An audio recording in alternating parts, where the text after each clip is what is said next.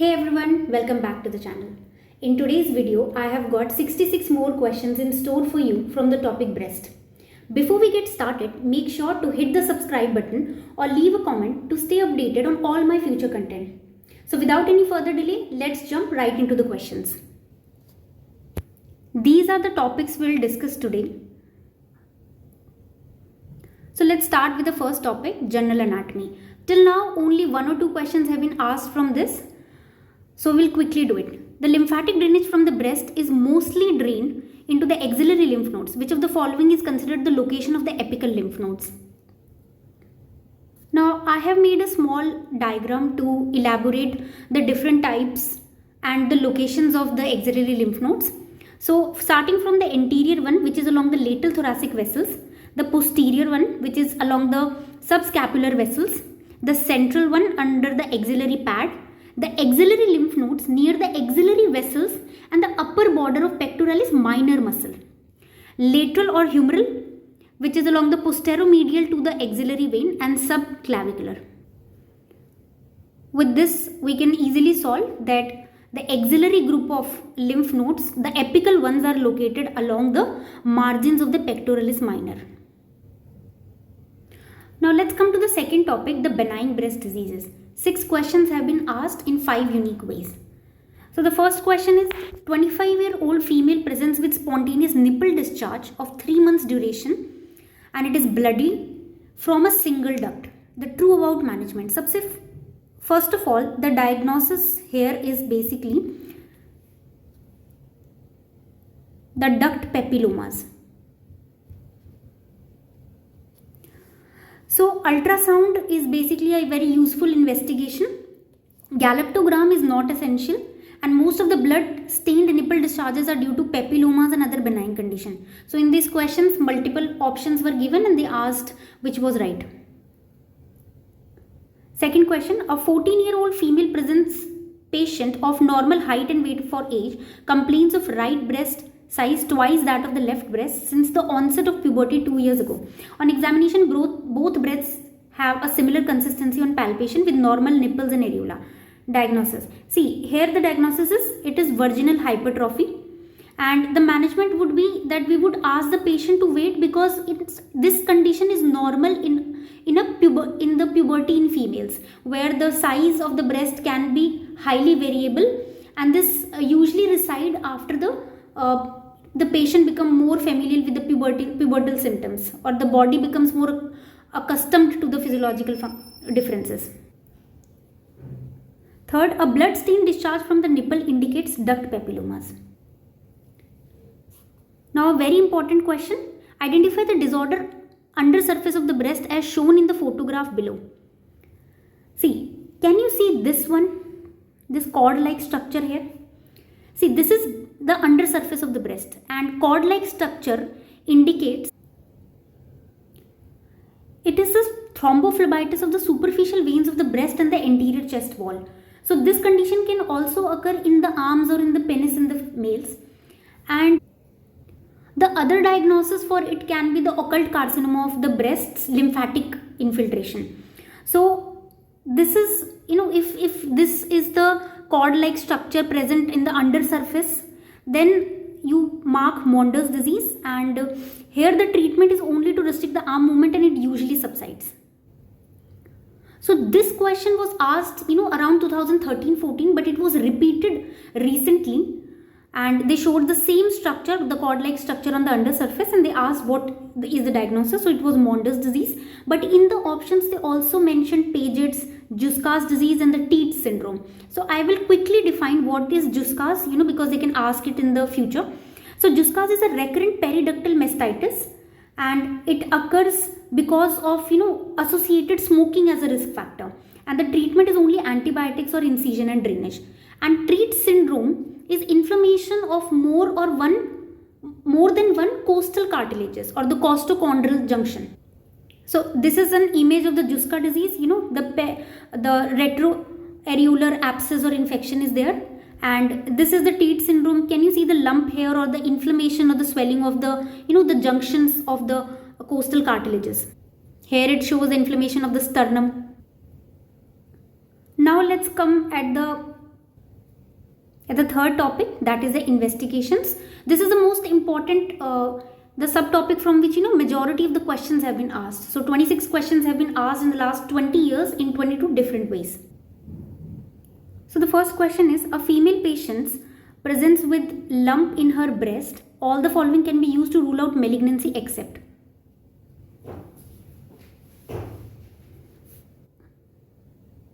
So we all know that in the triple assessment method we use the clinical examination, then radiological investigations like USG and mammography, and histology and cytology to rule out the diseases of the breast. So PET scan is normally used to for the staging purposes or to detect the mets.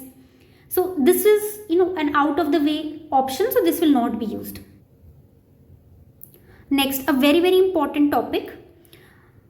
56-year-old lady came to you with a diagnosis of carcinoma. The following was revealed in her immunohistochemistry staining.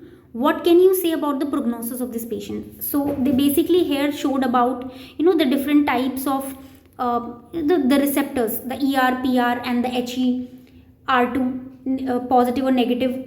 So this image is black and white, but in actual exam they showed the colored image, and this is actually showing that this is ER, this is PR and this is HER2 new.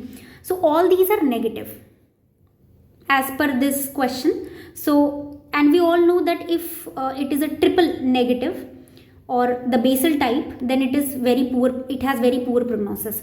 So how will you identify these? I'll show you good images. See, the first thing you need to remember is for ER-PR, these are nuclear receptors. So when you stain it, the nucleus will be stained brown. And when there is HER2, it is a membrane receptor. So when we stain it, only the cell membrane is stained. So look at this diagram. This is HER2. So can you see only the cell membranes are stained? So there are it gives you a vacuolar appearance. So if there is a staining slide where vacuolar appearance is there, so it is HER2 positive. And in case of ER-PR, see the nucleus will be stained brown. So here a kind of sheet like similar dotted brown appearance will be there because nucleus is stained, the cell cytoplasm or cell membrane is not stained. Similarly in the PR also the nucleus will be stained, so this will be more of like scattered appearance. So this is also uniform. So this way you can identify the different types of stainings or the different types of receptors. And this is another very very important table. Question have been asked from it in the recently in repeated manners. So see, the first one is luminal type A and it has very good prognosis. It is the most common one, and we have specifically the ER-PR positive here, but the HER2 is negative. Then comes the luminal type B where ER-PR is positive but the HER2 may or may not be positive, right? But Ki67 will be positive. Then comes the HER2 enriched where only HER2 is positive. And last is the basal or the triple negative where all the three are negative. Now this has the worst prognosis. Now you can see this, it has two types. If it is a basal one, you do the cytokeratin 5 and 6 which is positive. So few points about this type because questions have been asked, that it is chemo responsive. The most important point, it is aggressive, worst prognosis and high PCR rate. And the another type where cytokeratin 5 and 6 are absent is the Claudin low or the unclassified type. So just pause the video and remember this slide. Now this is another picture of the immunohistochemistry interpretation of the different receptors. So in the positive one the stainings will be like this. See the vacuolar appearance. So the next question, which of the following is a feature of triple negative breast cancer? I just now told you that it is chemo responsive. So this statement is wrong. Occurs after menopause. See, triple negative is more common in peri or before menopause. So this statement is also wrong. High rate of recurrence. Yes, this is right. And all the above is wrong. So this is the answer. So I told triple negative has a high recurrence rate. They are chemo sensitive. They are aggressive and they occur in the perimenopausal or before menopause. Next question, a 49-year-old female presents with a breast lump. Which of the following finding is in accordance with the basal? So basal is all the three negative. Now features features evaluated for histological gradings of the breast carcinoma include, so what do you see in the histological gradings of the breast carcinoma? There will be nuclear pleomorphism, mitotic count, and tubule formation. So these are the three features that you can see in the slides. See, these are some of the pointers about the triple negative. It is in premenopausal females. Mutation of the BRCA1 and BRCA2 genes are the causative factors. The treatment will be you do the surgery, do the adjuvant chemotherapy and radiotherapy. And because these are triple negative, so hormonal therapy will not be responsive to them, and they are susceptible to chemotherapy in high rate of recurrences. Next question: a lady, 35-year-old lactating mother, presented with a painful breast lump. Most appropriate initial investigation would be initial. See, I'll show you a flowchart on how you investigate if a female comes with a breast lump. The breast lump evaluation. See, if there is a breast lump, you look at the age of the patient. If it is less than 40 and the female is pregnant or lactating, the first investigation that you do is the ultrasound. And if the female is more than 40 years of age, then the first investigation you do is mammogram with or without ultrasound. So, but these two can be done. Now if on the first investigation everything is normal but you still suspect clinically, then you will do the needle or excision biopsy. And if abnormal findings are there, then you will see, you can easily identify in the ultrasound that it would be a cyst or not. So if it is a cyst, aspirate. And if it is a solid mass, then the next investigation you will do is ultrasound guided biopsy or the excisional biopsy. And in that, if it is a benign condition, we will reassure and do serial follow-up. And if it is a malignant, we'll treat immediately. And I told you about the triple assessment is clinical assessment, radiological and histology FNAC. Now another very important point, that if a woman is a high risk female, which I'll tell you, in some of the other questions, how will you do the surveillance? So, if the female is 18 to 20 years old and she's a high risk female, then we will start the self-examination every 1 monthly. So the female will self-examine her breast every monthly. And then when she turns out to be 25 years, we start the clinical examination, and that is done every 6 monthly. And also simultaneously we will start doing mammography starting from the age 25 years or 10 years earlier to her family history of breast cancer. Then in that condition, yearly investigations are done. Now next question, a lady who is a 9 weeks pregnant comes with a 2.5 centimeter mass in the upper outer quadrant of the left breast. Ultrasound failed to show any abnormality. The ideal management would be, see, I just now told you, if ultrasound fails and you still clinically suspect, then you will do finger guided core biopsy. Now this is a question on the BI-RADS staging, and all of you might be familiar with it. So the question says, 25-year-old woman presents with a breast lump, no skin changes, no induration. On histology, there was a fibroadenoma appearance. Which of the following categories does it fall? See, fibroadenoma falls in the BI-RADS 2 category, so this is the answer. Another very simple questions on BI-RADS, what does it stand for? So it is breast imaging reporting and data system. See, such simple questions are also sometimes asked, and we forget to learn these. Next question, a 25-year-old female. Again, the same question. See, it was repeated recently. Now, Oncotype DX test is done for the following in the breast cancer. See, this test is actually done in 3 conditions. So it is to decide in which patients chemotherapy can be given. So it can be given, if the lymph nodes are positive, if the hormone receptors are positive, or the HER2 new is negative. So in this question, they asked that the chemotherapy in hormone receptor positive patient, correct. Hormone therapy in the hormone positive, no. Hormone therapy, nahi, chemotherapy. Chemotherapy in hormone receptor negative, no, positive. Herceptin in HER2 negative patient. So this is also wrong. So this is the answer. Now next question, a 60-year-old lady comes with a blood-stained discharge with nipples. From the nipples with a family history of breast cancer, the next best step for this. See, in this condition, if a patient has a family history and there is a blood-stained discharge, which can indicate either a papilloma or a carcinoma as well. So here the investigation or the best step that you do is MRI, not mammography. Molecular classification of the breast cancer is based on, so it was a different question, and the answer would be gene expression profiling. A very important question. A 17-year-old female underwent FNAC for a lump in the breast which was non-tender, firm and mobile. Which of the following features would suggest findings of a benign breast disease? Benign. Benign something like, this is mostly a fibroadenoma. So here the answer would be tightly arranged ductal epithelial cells with discohesive bar nuclei. See, these are the things that you find in the needle biopsy of a fibroadenoma. Abundant stromal cells with bare bipolar nuclei. What are bare nuclei? These are elongated nuclei with no cytoplasm. Can you look at the arrows? You don't have any cytoplasm stained around it, only the nuclei is stained. So these are bare nuclei and uniform epithelial cells. See, the circle indicates, that there are sheets of epithelial cells. Another finding is sheets of fairly uniform size epithelial cells, antler-like or honeycomb pattern. This is the indication under the circle. The foam cells and apocrine which are rare. Another question from the table that I showed you above. 35-year-old lactating mother presented with painful breast. The initial investigation that you would do is ultrasound. She's 35, so she's less than 40 and she's lactating. Lactating female presents with painful breast. The first, again, repeat question. See how many times this question have been repeated. Next, recently asked question. A 37-year-old unmarried nulliparous woman having regular intercourse is on oral contraceptive pills. Her mother was diagnosed with breast cancer at age 60 and elder sister with ovarian carcinoma at 40. What is the next line of management?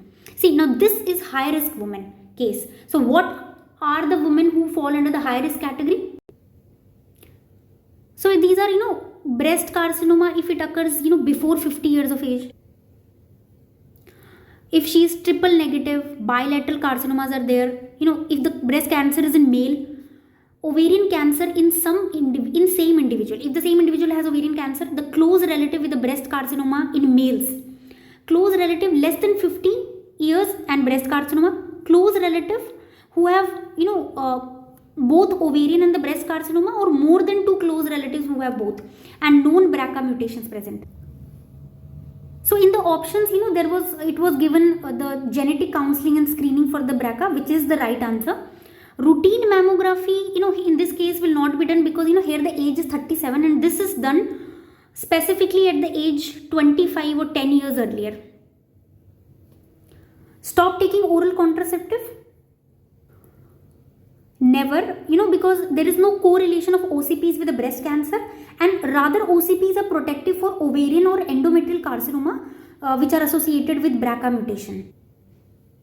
And prophylactic surgery is only done when there is a known case of BRCA. See, we don't know, it is not given in the question whether she is a known case of BRCA mutation or not. Only 2 close relatives have both ovarian as well as breast carcinoma. So she is a high risk, and the next management would be genetic counseling and screening from the BRCA.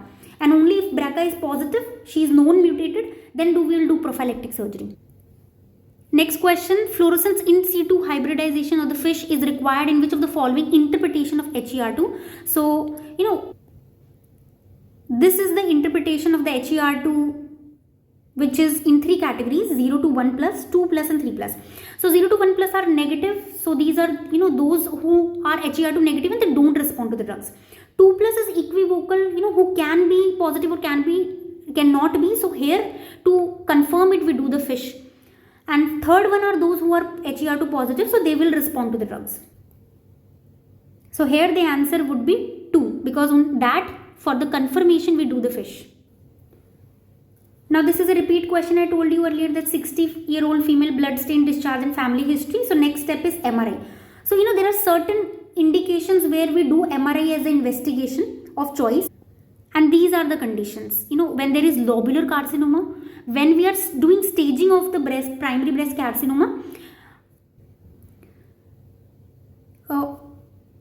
when the primary tumor is malignant or has lymph nodes, with normal mammogram or ultrasound. So, in order to confirm it, screening the young females with high familial risk and to assess the integrity of the implants.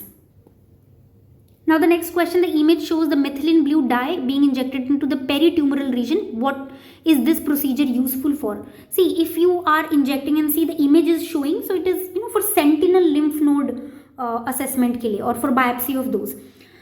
See, if the sentinel lymph node biopsy is positive, that means that other axillary lymph nodes are involved, and in that we do the axillary node resection at the surgery table itself. And if it is negative, then that means that the local mets are negative. There are other methods also for sentinel lymph node detection, and these are, the fluorescent dye method, the methylene blue, or the radio labeled sulfur colloid free albumin method. And during this procedure, a nerve damage possibility is there, and that is intercostobrachial nerve damage, and this question has been asked. Now another thing that I want you to remember is, which carcinomas are called as locally advanced breast carcinoma. So these are the tumors which are, more than 5 centimeter in size. That one that involves skin or the underlying muscles of the chest, that involves multiple lymph nodes, or are inflammatory breast carcinoma. The inflammatory breast carcinomas are those which are rapidly growing, okay, and they make the breast appear red and swollen. They have certain skin involvement, and more than 1/3 of the size of the breast is involved. So coming back to the next question, a 50-year-old female presents with 4 into 3 centimeter irregular mass not fixed to the skin or the chest wall. A lymph node of 2 centimeter is palpated in the right axilla. No mass is palpated in the opposite breast. Which of the following investigations would you perform? See, this is a locally advanced breast carcinoma because, the lymph node of the axilla are involved. So here, but it is, they have not said that any meds are there or not. So, PET scan would not be done. So this is ruled out. So the other options are bilateral mammography, biopsy, and USG guided biopsy of the lymph node. So the answer is A, C, and D. So remember that PET scan is for the advanced meds, and bilateral mammography is to look at the mass as well as the lymph node. And, it can also help to differentiate between the benign and the, malignant carcinomas with certain findings like, speculated margins are there, thickness of the breast, microcalcifications if present. And the true cut biopsy or FNAC or USG guided biopsy is done for the confirmation. So the next question is, a frozen section was done during the surgery of the carcinoma breast. The procedure will be useful for all except. So the frozen section is actually done, when the surgeon is performing the surgery. So at the surgery table it is done. So it is done to know the sentinel lymph nodes, to know the margin positivity, to know the mets, but it cannot be, purely confirmative. So it will not give the proper diagnosis immediately, because there are certain things which are missed in the frozen section, like the subcapsular mets. So these are missed during the frozen section, and therefore definitive diagnosis cannot be made because staging will not be done then. So with this we have finished the third part. Now let's come to the types of carcinoma or findings. So 14 questions have been asked from it.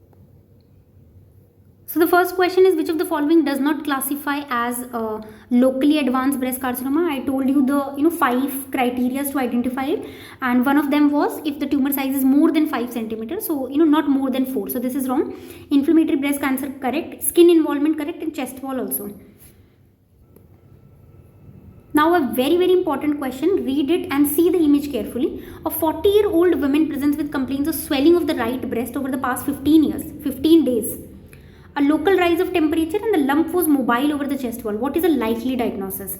See, in the image you are also able to see the PUD orange, see this, the retracted nipple, and also, the indurated raised edges of the tumor. So these were the options given: inflammatory carcinoma, giant fibroadenomas, phyloid tumors, and galactosele. See, galactosele is subareolar cyst, and you are not able to see any cyst in this image. So this is ruled out. Giant fibroadenoma, see, in question, it was given 40-year-old female. Fibroadenomas are in the younger age. These are slow growing and they are painless lump. So this was a painful one. So this is also ruled out. Then the phyloid tumors, no nipple retraction is there, no PUD orange appearance is there, and these are unevenly bosselated surfaces. So this is also ruled out. So the here answer is inflammatory carcinoma. Next question, PUD orange in the carcinoma breast is due to, so it is obstruction of the subdermal lymphatics. This we are reading it starting from the first year. Next, which of the following is the most conspicuous sign of the breast cancer? See, nipple retraction, puckering, dimpling, these are all not the conspicuous sign of breast cancer. Okay, PUD orange is, is the involvement of the skin, which is, the conspicuous sign of the breast cancer. Another very different type of question which was asked: which of the following cancers are correctly matched with the minimum number of lymph nodes required for pathological staging? See, look at this. For stomach, minimum required are 16 lymph nodes should be involved. Colon के लिए 12, gallbladder के लिए 6, and for breast 10 minimum. So the answer here would be not 10, it is 16. Colon के लिए it is 12, correct. Gallbladder के लिए 6, correct, and carcinoma breast 10. So answer is this. Another question on locally advanced breast cancer. So the answer is this. 40-year-old female patient presents with 5 centimeter lump in the right breast, 3 centimeter node in the supraclavicular fossa. So, an n number of questions are asked on the TNM staging. So, let's quickly do the TNM staging. So, the TNM staging may in the T, you can see the T1 is, when it is less than or equal to 2, T2 is 2 to 5, T3 is more than 5, and T4 are divided into 4 categories, and these are the most important area from which questions are asked. T4A is chest wall involvement, T4B is skin involvement, T4C is both skin and chest wall, and T4D is inflammatory breast carcinoma. Now I will tell you in detail in another question. N staging is where N1 is ipsilateral only axillary lymph node. See, all will be ipsilateral. If it is contralateral, it is METS, M1 stage. N2 is divided into 2A and 2B, where 2A is fixed and matted axillary lymph nodes and 2B is internal memory ipsilateral with no axillary lymph nodes. N3 is divided into 1, 2 and 3. 1 is infraclavicular, 2 is internal memory of ipsilateral side and axillary lymph nodes, and 3C is in ipsilateral supraclavicular. So let's see, 5 centimeter lump in the right breast. So if it is 5 centimeter, it is T2, and 3 centimeter node in the supraclavicular fossa. So it is N3C. Now in carcinoma breast, the chest wall involvement means, see, if chest wall is involved, that means T4A, it includes 3 structures: serratus anterior, intercostal muscles and rib, not pectoralis muscles. So just remember this. And the mnemonic is SAI. Now, ipsilateral supraclavicular lymph nodes are positive in patients of carcinoma breast. The staging is 3A, N3A, N3C.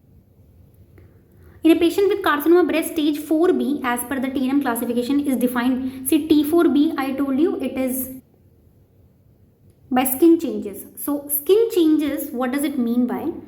See, skin changes means ulcerations, the dermal edema, which we call as PU, the orange appearance, and satellite nodules. So in this question it was skin ulcers will be there, dermal edema, satellite nodule, not nipple retraction. I just now told you nipple retraction, puckering and dimpling, these are not the features of carcinoma. Another very important is the inflammatory carcinoma. See, what does inflammatory carcinoma means? It means skin changes. Skin changes like the brownie induration, raised edges, edema or PU the orange, and more than 1/3 of the breast involved. Other features like rapidly growing, painful breast. Now with this we have finished the topic, and now let's come to the next topic. It's the management. See, 19 questions have been asked in 16 unique ways, and most questions are recent ones. See, the first question is breast conservative surgery for the breast cancer is indicated in. So it is indicated, there are certain contraindications, absolute and relative for it. Otherwise, it can be done in any condition. So, if this was the question given along with certain contraindication in the option, so this was the answer. Features of malignant tumors on mammogram are, see, irregular mass, microcalcifications, speculations. This I have told earlier as well. Now, the important one, the side effects of tamoxifen in carcinoma of the breast patients include, see, this is an SERM. So, its side effects are cataract, endometrial carcinoma, very important in 1 to 2% patients mein hota hai, and thromboembolic events. So, the hormonal therapy is given to reduce the recurrence, to reduce the progression, and to reduce the risk of contralateral breast cancer. And in this, 3 different types can be given, like SERMs can be given, tamoxifen, raloxifene, aromatase inhibitors like anastrozole and letrozole can be given, and also ovarian suppression or ablation methods for oophorectomy and GnRH analogs can be done. So these are only for ER/PR positive cases and not for the negative ones. Next, 55-year-old post-menopausal women on HRT, heaviness of breast and And screening mammograph showed speculated mass microcalcification ipsilateral large axillary lymph node. The mass described is, see, I told you in mammogram, if these findings are present, it is carcinoma. A 32-year-old lady presenting with unilateral breast cancer with axillary lymphadenopathy, post-modified radical mastectomy is done. So, multiple options were given and this was the right one. The adriamycin-based chemotherapy followed by tamoxifen depends on the estrogen-progesterone receptor status. See, it is a hormone therapy. True statement about the treatment of early breast carcinoma. Post-mastectomy radiation therapy is given when 4 or more lymph nodes are there. So, this is the indication for radiotherapy. The treatment is quite complicated, but I have tried to make it concise for you guys. So see, for early breast carcinoma, which is T1N0 or T2N1, surgeries may we do the breast conservation surgery or mastectomy along with sentinel lymph node testing, and if these show lymph node positivity, then radiotherapy can be given. And in chemotherapy, it is given when ER/PR positive or ER positive, PR negative is there, then in these conditions we do the molecular testing to avoid the chemotherapy. And if it is triple negative, HER2 positive or lymph nodes are positive, then we give the chemotherapy in the form of trastuzumab and Herceptin. This is a very concise one, just read it from your notes in the detail. For advanced breast carcinomas, we first do neoadjuvant chemotherapy. Now, if it is HER2 positive, we also give Herceptin. This is followed by modified radical mastectomy and then followed by radiotherapy, and hormonal therapy is given if ER/PR is positive. A very, very important question, most recently repeated 2 to 3 times. A 42-year-old woman presented with a history of painless breast lump measuring 6 into 2 into 4 into 5, no axillary node, core cut biopsy showed ductal carcinoma in situ. She underwent tumor resection with adequate margins. Post-operative HPE showed intermediate grade necrosis with 6 mm clearance on margin. And what is the next step of management? See, if it is a DCIS and they had shown certain things, certain findings. So, for DCIS, there is a prognostic index known as the Silverstein-Van Nuys prognostic index, which has 4 parameters, and based on these parameters and score, we have the treatment option. So, in here, the parameters are size, margin, class and age. See, in the question, what was given was, age given was 42 years. So, this falls in the score 2. Size was 62 mm, the larger size we take. So, the score would be 3, and the margins are 6 mm clearance. So, the score is going to be, 2. And the class was intermediate with necrosis. So, again, the score is going to be 2. So, the total score would be 9, and this would fall into category 2. See, the category 2 says score if 7 more, but less than 3 mm margin, score 9 with more than 5 mm margin. So, that option would be excision with radiotherapy. So, in the question they said they already did the resection. What would be the next step? So, next step would be adjuvant radiotherapy. If it would have been in the first category, where the score is between 4 to 7, then no additional treatment would have been required. Another question, 55-year-old female presented with 4 into 3. So, the larger one is 440 mm. In the right upper quadrant, no axillary lymph node, BI-RADS 4B staging, underwent breast conservation surgery, and final HPE report shows high-grade nuclear grade DCIS with necrosis and 10 mm margin clearance. What is the further management? See, look at this. So, age given is 55, so the score is 2. Size is 40 mm, the score is 2. Class is grade 3 necrosis, so it is score 3. And margins are 10 mm, so the score is 1, making the total score to 8. And the category it falls again is category 2. Because 8 with margins of, less than, more than 5 mm is actually the criteria for grade 2 or the category 2. So, again, excision that has already been done. So, the next step would be radiotherapy. A woman presents with mass and bloody discharge on histology will reveal, number of options were there, and the answer was Hadfield operation. A 42-year-old woman presented with a history of painless breast lump. See, the same question was repeated, and that is why I have put this one again. So, the answer would be both excision plus adjuvant radiotherapy. Which of the following new adjuvant chemotherapy is not used? See, in the osteosarcoma, chest wall, PNET and ovarian cancer stage 3, neoadjuvant chemotherapy is used, but in the breast cancer stage 2, it is not used. Revise it from your notes because this is a large topic and asked in one question.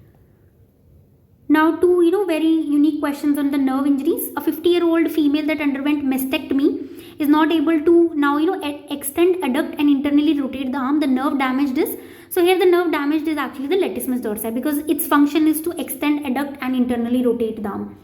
The next question: if patient underwent sentinel lymph node biopsy for the treatment of breast carcinoma, which of the following nerve is likely to be injured during this procedure? So the answer here would be intercostobrachial nerve, which is injured during the sentinel lymph node biopsy. I told you earlier as well. Now, I told you about certain contraindication of the breast conservation therapy. So these are the absolute one. See, pregnancy, persistently positive margins, multicentric and multifocal lumps, diffuse microcalcification, DCIS, and inflammatory breast carcinoma. The relative are, if you have active SLE or scleroderma, if you have a large lump to breast size, when your size is of the lump is large but the breast is small, if you have suspected genetic predisposition like BRCA1-2 and Lee-Fromeny syndromes and other, multifocal prior radiation therapy to the chest wall. So based on this only, they recently asked that which of the following is not a relative contraindication. See, I told you that, it should be the above mentioned. So, this has no relevance with this. Tumor size more than the size of the breast, right? The prior chest radiation, right? Multicentric tumor, see, this is a relative contraindication. Sorry, an absolute contraindication, but they're asking relative, so this can be relative as well. But this will not at all be any contraindication. Rather, in breast conservation therapy is done in such condition. Now, which of the following is used to treat the hormone responsive breast cancer? Tamoxifen. Others can be like aromatase inhibitors or oophorectomy or GnRH analogs. This I have already told you about the Oncotype DX test. So you can see these are the areas where it is done. Another question: a patient with unilateral breast cancer is started on tamoxifen. This will increase the risk of endometrial carcinoma. See, this is an SERM. So I told it has 3 side effects: the cataract, endometrial carcinomas, and the thromboembolism. And it was, a very old one-liner. Lowest risk of carcinoma breast is seen in ataxia telangiectasia. So with this, we have finished the topic of breast, and it is very important. It is more important for the NEET exam. Because nowadays less questions are asked in the INI-CT because they're trying to ask more from the GIT section. Now, about the PDFs, we are not able to upload them on the Telegram channel because of, there might be some issues with the copyright, which we are trying to convert them. So, please have patience regarding the PDFs and don't repeatedly ask it in the comment section. We will try our best, and we don't want that the Telegram channel is blocked because of, minor issues. So, till then, don't forget to like, share and subscribe.